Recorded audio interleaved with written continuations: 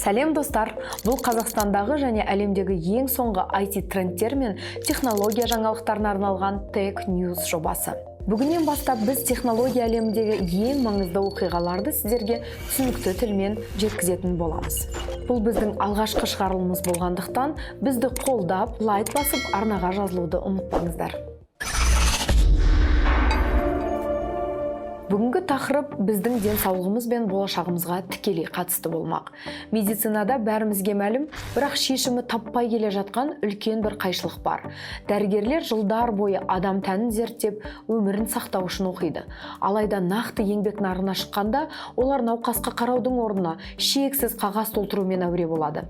Диагноз кодын енгізу, хаттамаға сәйкестік пен сақтандыру талаптарын түгендеу маманның алтын уақытын ғана емес, назарын да ұрлайды. Ал осы бюрократиялық лабиринтте жіберілген кішкентай техникалық қате клиника үшін қомақты айыппұлға, ал науқас үшін кеш қойылған диагнозға әкеліп соғуы мүмкін. Дәл осы жерде технологияның көмегі қажет болады. Бүгінде жасанды интеллект медицинаны қағазбастылықтан құтқарып, оны қайтадан адамға бағыттайтын ең сенімді құралға айналды. Қазірдің өзінде еліміздегі бір қатар клиникада жасанды интеллект алгоритмдері ең қауіпті ауруларды, инсульт, өкпе және сүт безі қатерлі ісіктерін ерте анықтауға көмектесіп жатыр. Бұрын дәрігер рентген немесе МРТ түсірілімін мұқият қарап, сағаттап талдаса, қазіргі жүйелер медициналық суреттерді санаулы секундта сканерлейді.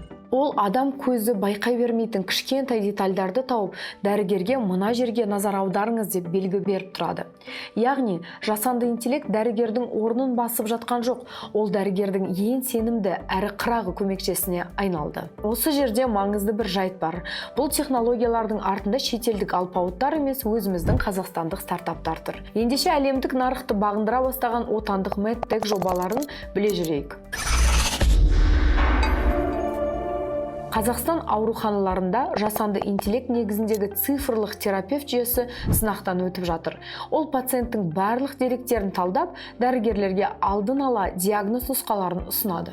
Бұл маманның шешім қабылдау процесін айтарлықтай жеңілдетіп, медициналық қателіктердің алдын алуға мүмкіндік береді.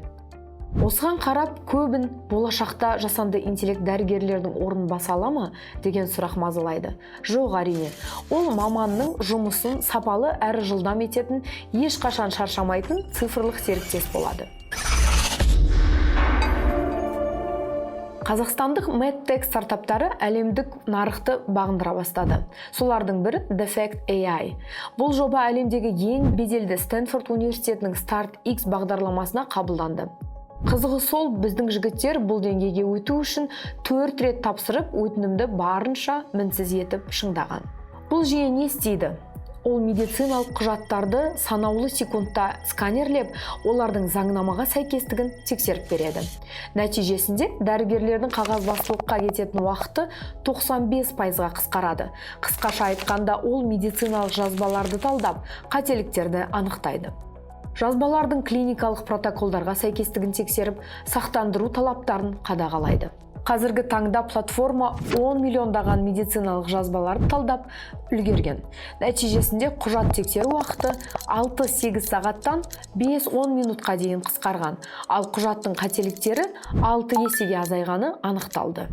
Қазір платформаны 30-дан астам клиника қолданады. Оның ішінде еліміздегі ірі медициналық клиника жүйелері де бар. Ең маңыздысы, жобаның артында Google, Meta және Microsoft сияқты алпауыттарда тәжірибе жинақтаған отандық инженерлер тұр. Қазір стартап Reta брендімен ақш нарығына шығып, 5 триллион долларлық медицина нарығында өз орнын иеленіп жатыр. Бұл экспортталатын тұтас технология екенін атап өткім келеді. Себебі медициналық бюрократия тек ақшта емес, Еуропада да, Қазақстанда да бүкіл әлемде бар. Яғни бүкіл әлем мұндай шешімдердің нарығы бола алады. Инсульт кезінде әрбір минут, тіпті секундтарда шешуші рөл атқарады. Дәл осы бағытта әлемді таңғалдырған жоба қазақстандық Cerebra AI стартапы. Бұл жүйе қалай жұмыс істейді? Жасанды интеллект компьютерлік томография нәтижелерін санаулы минуттарда талдап, мидағы қан айналымы бұзылуын өте ерте анықтайды. Бұл дәрігерлерге ең қиын жағдайларда жедел әрі дұрыс шешім қабылдауға мүмкіндік береді. Cerebra AI Global Startup Awards байқауының жеңімпазы және солтүстік Америкадағы ең инновациялық жасанды интеллект компанияларының тізіміне енген жоба. Қазір стартаптың штаб-пәтері Кремний алқабына көшкен. ақш-тың алдыңғы қатарлы клиникаларымен жұмыс істеп жатыр. Тағы бір отандық стартап көру қабілетін сақтап қалуға арналған Retina Project жобасы. Оның артында өкпе ауруларын анықтайтын әйгілі NeuMoNet жүйесін жасап шығарған Forus Data компаниясы тұр. Технология көз түбінің суреттерін сканерлеп, зағиптыққа әкелуі мүмкін патологияларды да табады. Бұл өте маңызды, себебі Қазақстанда цифрландыру деңгейі жоғары болғанымен, ауылдық жерлерде мамандар тапшы. Ал мұндай технологиялар медициналық көмектің кез келген өңірде қолжетімді болуына мүмкіндік береді. Қазақстан медициналық туризм орталығы ретінде де орнығып жатыр. Шетелдіктер біздің елді неге таңдайды? Біріншіден, Астанадағы ұлттық ғылыми онкологиялық орталықта орнатылған протон терапиясы. Бұл орталық Азиядағы бірегей, ал әлем бойынша небәрі 25-ші болып іске қосылған жоғары технология. Екіншіден, сапа мен бағаның тепе-теңдігі.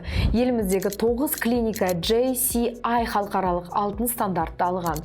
Ал мұндағы күрделі оталар мен диагностика бағасы ақш немесе Еуропамен салыстырғанда 5-10 есе арзан. Бір сөзбен айтқанда, Қазақстан алдағы 5 жылда өңірдегі басты медициналық инновациялық хабқа айналуды көздеп отыр.